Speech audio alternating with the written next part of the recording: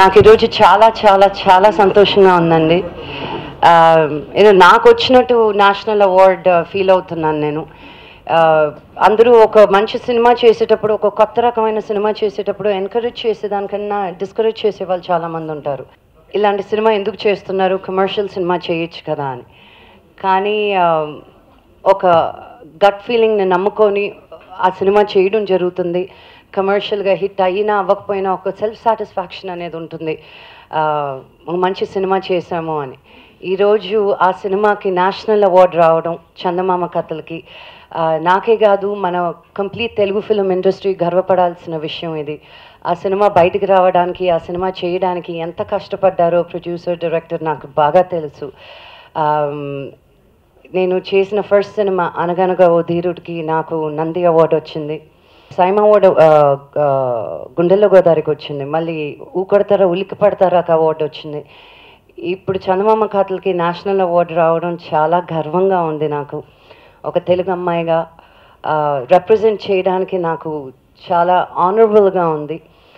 ఇలాంటి మంచి సినిమాలు మీరు ఎప్పుడూ ప్రోత్సహిస్తూ ఉండాలని నేను కోరుకుంటూ థ్యాంక్ యూ చెప్పుకుంటున్నాను. మళ్ళీ మా నాన్న ఒపీనియన్ వేరు, నా ఒపీనియన్ వేరు. ఆయనకి ఇవ్వడానికి కారణం ఎన్నున్నా నాకు వచ్చినందుకు ఆయన గర్వపడుతున్నారు కదా, నాకు అది చాలు. మధ్యలో మా నాన్న లాక్కండి, నేను ఎక్కడో ఇక్కడ సంతోషంగా హ్యాపీగా ఉంటాను. ప్రవీణ్ సత్తారు గారు కథ వల్ల వచ్చిందండి ఇది. ఒకరు యాక్టింగ్ వల్ల కాదు. ఇక్కడ దాదాపు 10-15 మంది ఉన్నాం ఈ సినిమాలో. అబౌట్ 5-6 స్టోరీస్ ఉన్నాయి ఈ సినిమాలో. సో ఒకరు ఈ ప్యానెల్లోనే ముగ్గురు ఉన్నారండి.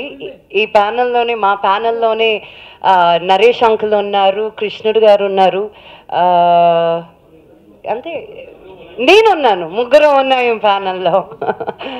సో అండ్ ఒక్కొక్కరికి కాస్టింగ్ చాలా చాలా ఇంపార్టెంట్గా ప్రవీణ్ ఎక్కడ వెనకాడకుండా కుదరకపోయినా వాళ్ళని ఓకే చెప్పించి, లేకపోతే నేను తీయను ఆ స్టోరీ అని చెప్పి ముందుకెళ్ళారు. So the complete credit goes to Praveen Sattaru for this movie. National award రావడం చాలా హ్యాపీగా ఉందండి. ఇందులో నేను కూడా ఒక పాత్రుడు అయినందుకు చాలా ఆనందంగా ఉంది. అండ్ ఈ ఫిలిం ప్రవీణ్ సత్తారు చాలా బాగా డీల్ చేశారు. ఆయన స్క్రీన్ ప్లే కానీ, పాత్రల్ని, ఆయన సన్నివేశాలు నడిపించే విధానం కానీ చాలా ఎక్సలెంట్ ఫిలిము. అండ్ ఈ ఫిలింలో నాతో పాటు నిజంగా ఈ ఫిలింలో ఈ క్యారెక్టర్ని యాక్సెప్ట్ చేసిన లక్ష్మీ మంచు గారు, అలాగే నరేష్ గారు, ఇద్దరు కూడా ఎంత సీనియర్ యాక్టర్స్ అయినా సరే ఈ ఫిలిం నచ్చి చాలా కాన్ఫిడెంట్తో ఈ ఫిలింలో యాక్ట్ చేయడం జరిగింది. అండ్ ఈ ఫిలింలో నేను కూడా ఒక పాత్రుడు అయినందుకు చాలా ఆనందంగా ఉందండి.